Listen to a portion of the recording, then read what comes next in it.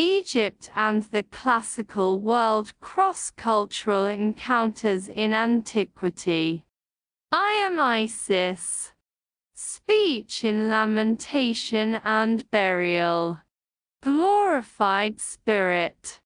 When investigating deities who interact with one another through speech in ancient Egypt, including Isis, cult hymns play an important role.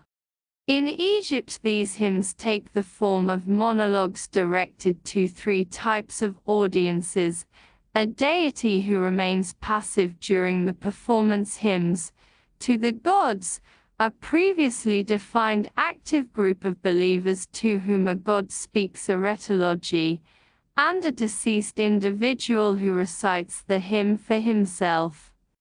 A dialogue is not the intended outcome, although the hymn's basic function as a form of communication is beyond doubt.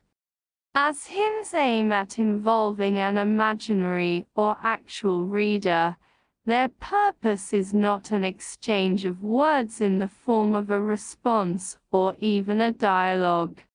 The speaker does not expect a spoken response, and the person addressed usually remains passive.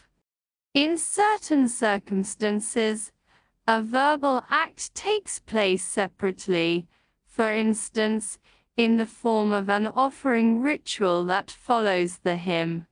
If, however, a hymn is intended to receive a response, the situation must be changed, for example, by introducing affirmative verbal forms such as the imperative. While in magical texts the individual performing the ritual appears in the role of a god to force a certain positive or negative turn against the background of mythical events, funerary texts are more complex.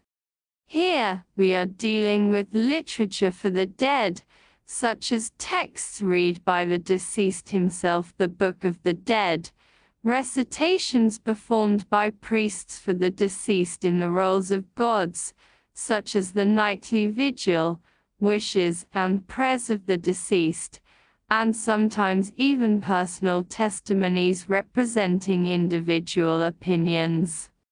The recitation texts, including Lamentations and Mourning of the Deceased, in which Isis sometimes appears as a speaker, fall into four categories: canonical lamentations, personal lamentations, lamentations during the funeral procession, and the lamentations of Isis and Nephthys.